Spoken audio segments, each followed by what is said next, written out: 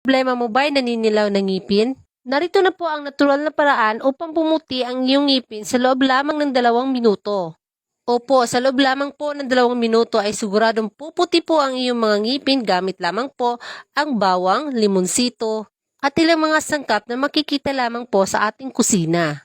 At hindi mo na kailangang gumastos pa ng malaki at madali lang po ang paraan sa paggawa nito. Balatan po ang bawang at kudkurin ito hanggang sa maging pino. At kapag ganyan na po ang resulta ng bawang, dagdagan po na 1 kutsaritang asin.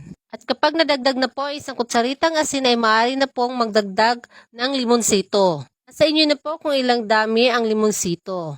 At kapag nalagay na po ang 3 sangkap, haluin po ito ng mabuti. Ayan po, haluin lang po ninyo ng mabuti.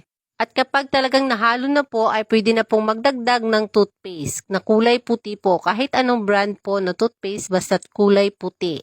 At ayan po, haluin po ulit hanggang sa mahalo-halo po ninyo lahat. At kapag nahalo na po lahat, maaari na po itong gamitin bilang toothpaste sa inyong mga ngipin. Maaari din po kayong magdagdag ng toothpaste